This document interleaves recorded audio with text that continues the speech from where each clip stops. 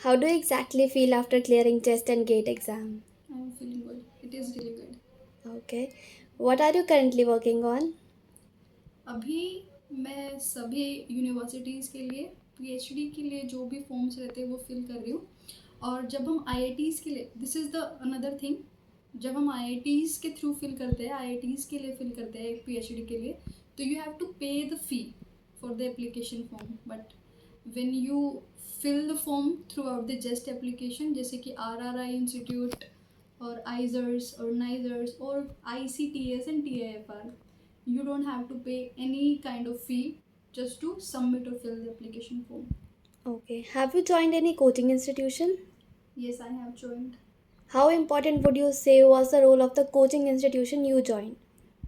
Coaching का एक important role है, क्योंकि हमने अब तक बचपन से अब तक जितना भी फिजिक्स से रिलेटेड जो भी पढ़ा, जैसे भी पढ़ा, उन सबको एक समराइज वे में अगर कोई पढ़ा पाता है तो एक कोचिंग इंस्टीट्यूट है। हम हर जगह सिलेबस के अकॉर्डिंग पढ़ रहे हैं, पर कोचिंग इंस्टीट्यूट में एक डायरेक्शन है हमारे पास कि हमको उसी तरीके से पढ़ना है, किस तरह से पढ़ना है। और वहाँ का जो टेस्ट सिस्टम है, टेस्ट सीरीज सबको ज्वाइन करनी चाहिए। और मेरा जो है, मैंने कोचिंग ली किसी इंस्टीट्यूट से, पर मैंने टेस्ट सीरीज ज्वाइन की मल्टीपल इंस्टीट्यूट की, तो जिसने हेल्प किया। और आई विल रिकमेंड कि टेस्ट सीरीज़ अगर आप परचेज कर रहे हो तो ऐसे इंस्टीट्यूट की करो जो आपको सोल्यूशन में वीडियो सोल्यूशन प्रोवाइड करें। सिर्फ पीडीएफ देखने के बाद अगर सोल्यूशन करेंगे तो हेल्प होता है, पर इतना नहीं होता जितने डाउट्स हमारे दिमाग में रहते हैं फिर भी, कि अगर सपोज़ कोई छोटी सी वैल्यू भी और नहीं क्लिक होती उस टाइम पे, तो पूरे क्वेश्चन को करने का फ्लो ख़त्म होता है, पूरा फ्लो बिगड़ जाता है। और जब वीडियो सोल्यूशन अगर कोई टीचर प्रोवाइड कर रहा होता है तो वो हमको साथ में ही अच्छे से पता चलता है कि हमने कहाँ गलती की, और इट हेल्प्स अ लॉट। तो आई विल रिकमेंड कि आप लोग जो है टेस्ट सीरीज़ वो ज्वाइन करें जहाँ पे आपको वीडियो सॉल्यूशंस प्रोवाइड करें और टेस्ट करें। टेस्ट ख़राब भी हो रहे हैं ना तो भी करें। ख़राब हो रहा है, मैं जो करती थी वो ये था, मेरा टेस्ट ख़राब हो रहा है तो मैं उसको एक अपने जर्नल में लिखती थी कि आज मैंने टेस्ट दिया, मैंने मेरे जर्नल में लिखा और ये ख़राब हुआ। कितना ख़राब हुआ, कितना ही ख़राब हो जाएगा, what will you get? You will get marks in negative, but write down it in your journal। ठीक है, उसके बाद नेक्स्ट जब दो तो देखो कि अगर 1% का भी प्रोग्रेस हुआ है तो कैसे प्रोग्रेस हुआ है। That will help you a lot while you are preparing for any competitive exam, or that is test series which helps you in qualifying the actual exam. Okay. Have you prepared any short notes? Yes, short note is the key। आप इतना सारा पढ़ रहे हो, इतना सारा पढ़ रहे हो, उसके बाद आपको कितना याद रखना है और किस तरीके से याद रखोगे, यही शॉर्ट नोट्स है। और कोचिंग इंस्टीट्यूट में ही हमको सिखाया जाता है कि किस तरीके से हम अपने शॉर्ट नोट्स प्रिपेयर करें, कितनी तरीके से प्रिपेयर कर सकते हैं। तो short notes are really very important. How did you prepare your short notes and what was your strategy?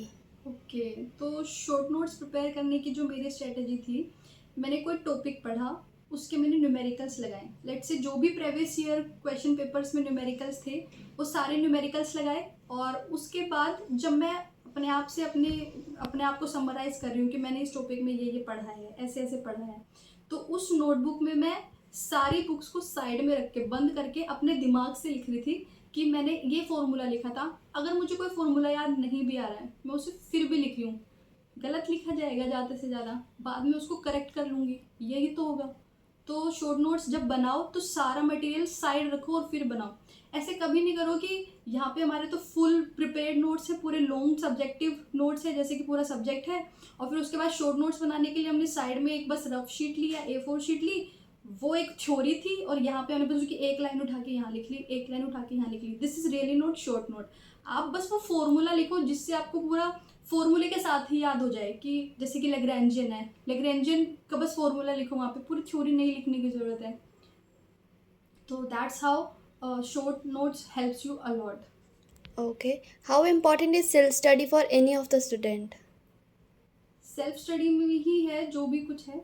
एक टीचर आपको बेसिक से लेके एडवांस लेवल तक समझा के जाएंगे, उसके बाद कितना समझना है, कम्पिटिटिव एग्ज़ाम में क्या एक फॉर्मूला है जिस तरीके से मैं समझूं कि मैं वो थ्योरी को समराइज़ करूं। जैसे कि थ्योरेटिकल क्वेश्चंस आते हैं, वहाँ पे आपकी थ्योरी नॉलेज यूज़ होगी। और जब आपको न्यूमेरिकली आंसर टाइप क्वेश्चंस करने हैं तो वहाँ पे आपके फॉर्मूलाज यूज़ होंगे।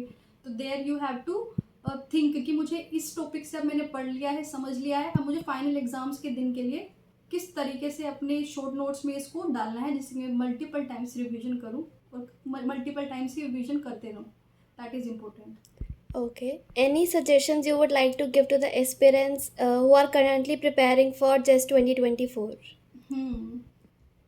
अच्छे से प्रिपेयर करो, फिज़िक्स को समझने की कोशिश करो।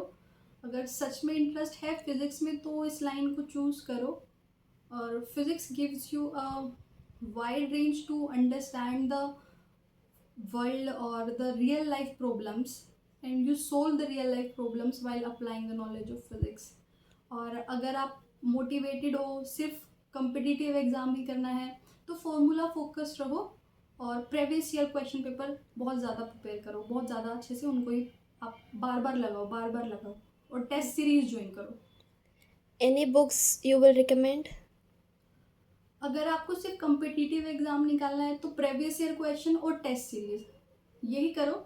पर जब आप इंटरव्यूज़ के लिए प्रिपेयर कर रहे हो तो आपको फिर बुक्स पढ़नी पड़ेंगी, वो हर सब्जेक्ट के लिए वो अपनी अलग बुक है। क्वांटम के लिए आप ग्रिफिथ पढ़ सकते हो, जेटली पढ़ सकते हो। तो वो सब इंटरव्यू प्रोसेस है, पहले तो एग्ज़ाम निकालना ही हमारा एक मेन टास्क है, पहले तो एग्ज़ाम ही करेंगे। तो आप प्रीवियस ईयर पे फोकस करो और टेस्ट सीरीज़ पे। Okay. How did you kept yourself motivated all throughout the preparation? Okay, this is a big question, क्योंकि हम लोग इतने अप्स एंड डाउन देखते हैं और कभी कभी हम लोग अपने आप को समझने ही ये लगते हैं कि अगर हमारा एग्ज़ाम ही क्वालिफाई होगा तभी हमको रिस्पेक्ट मिलेगी, तभी लोग हमको अच्छी नज़रों से देखेंगे, तभी हम लोग जो है अपने आप को किसी से बात करने लायक समझेंगे।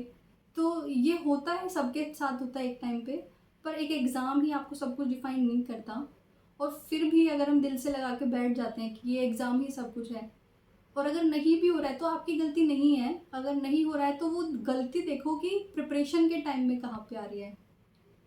और ग्रैटिट्यूड रखो, हमेशा हर किसी को थैंक यू बोलो।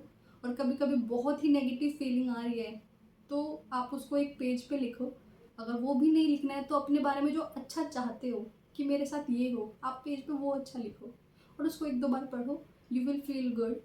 और एक चीज़ जो मैंने किसी एक मूवी से सीखी थी कि नेगेटिव फीलिंग्स और पॉजिटिव फीलिंग्स हमेशा ही रहेंगे, but how do you prepare yourself to go through that negative emotion. कि हम लोग हमेशा अपने डेमन से अबव रहना सीखते हैं। We always learn to live above the demons, we never fight with the demons, because demons are also very powerful.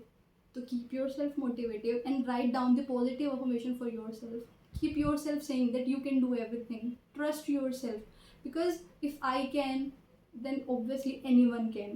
There is nothing in this world that you cannot. Only you just have to make a strategy and make a plan, and always show the gratitude towards everyone.